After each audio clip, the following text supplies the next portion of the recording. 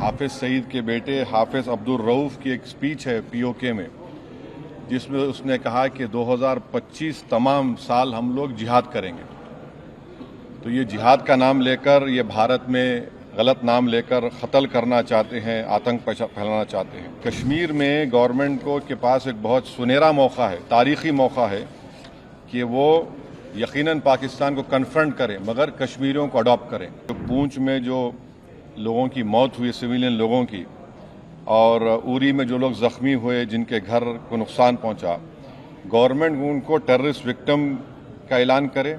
जो ऑपरेशन सिंदूर हुआ, उसका मेरी नज़र में सबसे बड़ा इम्पोर्टेंस ये है कि मुरीद की और भावलपुर पर अटैक होना, ये नॉन टेररिस्ट ऑर्गेनाइजेशंस के हेडक्वार्टर्स हैं। आज के ऑल पार्टी मीटिंग में मैंने कॉम्प्लीमेंट किया हमारी आर्म फोर्सेस को और भारत सरकार को कि उन्होंने एक ऑपरेशन सिंदूर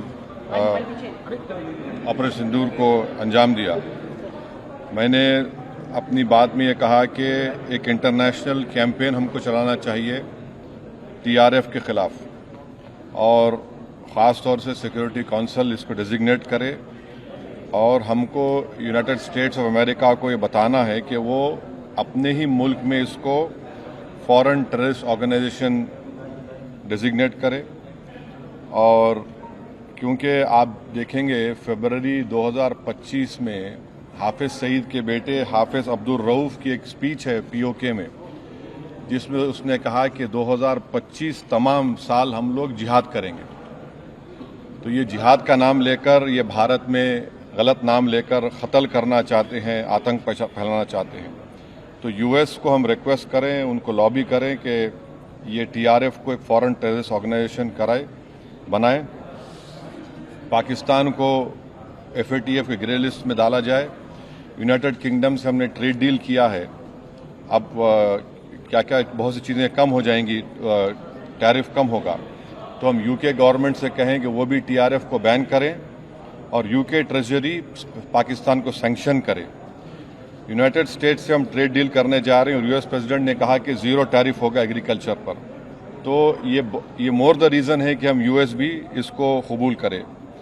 अब कश्मीर में गवर्नमेंट को के पास एक बहुत सुनहरा मौका है, तारीखी मौका है कि वो यकीनन पाकिस्तान को कन्फ्रंट करें, मगर कश्मीरियों को अडॉप्ट करें। आप कश्मीरियों को ख़रीब करें, और ख़ास तौर से मैंने कहा कि जो पूंछ में जो लोगों की मौत हुई, सिविलियन लोगों की, और उरी में जो लोग जख्मी हुए, जिनके घर को नुकसान पहुंचा, गवर्नमेंट उनको टेररिस्ट विक्टिम का ऐलान करे, क्योंकि पाकिस्तान शेलिंग में उनकी मौत हुई है, और सिक्योरिटी रिलेटेड एक्सपेंडिचर के तहत मरने वालों को एक्सग्रेशिया दिया, और सरकार उनका घर बना के दे। और मैंने कहा कि साउथ कश्मीर में गवर्नमेंट को बहुत एहतियात से काम करने की ज़रूरत है, वहाँ के यूथ को हमको ख़रीब करना है। और जो ऑपरेशन सिंदूर हुआ, उसका मेरी नज़र में सबसे बड़ा इम्पोर्टेंस ये है कि मुरीद की और भावलपुर पर अटैक होना, ये नॉन टेररिस्ट ऑर्गेनाइजेशंस के हेडक्वार्टर्स हैं। ये बहुत अहम बात है जिसको हमको समझने की ज़रूरत है। मिलिट्री स्ट्रेटजी वाइज आप देखेंगे, अब हमारे देश के लिए दो फ्रंट पे हॉस्टिलिटी होगी, एलएसी और एलओसी पर। इसलिए कि जब 16 में उरी हुआ, 2019 में हम बालाकोट किए, आज हमारी 50,000 फौज गलवान और पे बैठी हुई है। तो ये टू फ्रंट हॉस्टिलिटी को हमको देखने की ज़रूरत है। चाइना से हम इतना एक्सपोर्ट कर रहे हैं, इंपोर्ट से ज़्यादा एक्सपोर्ट, चाइना से इतना इंपोर्ट कर रहे हैं, एक्सपोर्ट से ज़्यादा हो रहा है। तो हम चाइना पर भी इम्प्रेस करें कि वो पाकिस्तान को, टीआरएफ को, जितने टेररिस्ट वांटेड हैं इंडिया, उसको हवाले करें। और गवर्नमेंट से मैंने गवर्नमेंट से कहा कि आपने अच्छा जवाब दिया ओआईसी को, और तुर्किया को हमको समझाना है कि तुर्किया पूरे विश्व में एक ऐसा कंट्री है जो अपने ही देश में जो टेररिस्ट ऑर्गेनाइजेशन है कर्ड्स, उनको बॉम्ब करता है। इराक में जब तक उनसे डील नहीं हुई, वहाँ बॉम्ब करता था, अब सीरिया में भी बॉम्ब करता है। तो तुर्किया को समझाने की ज़रूरत है कि जब आप कर्ड्स के ऊपर जो टेररिस्ट ऑर्गेनाइजेशन है उनको आप एक्शन ले सकते, तो भारत पे क्यों वो सवाल उठा रहे हैं।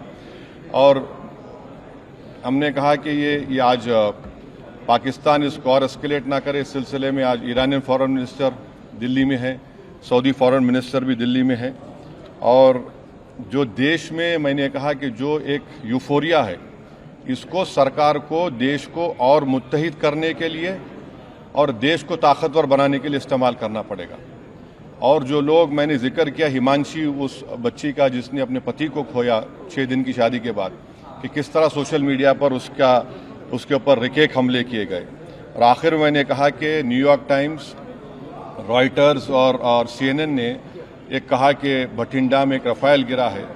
वो सही है गलत है हम नहीं जानते, मगर हमने एक गवर्नमेंट से कहा कम से कम इंडियन एयरफोर्स को आप कहिए कि उसको डिनाई करे, ताकि हमारे आर्म फोर्सेस का मोराल और उनके रेपुटेशन में कोई कमी ना आए। Thank you.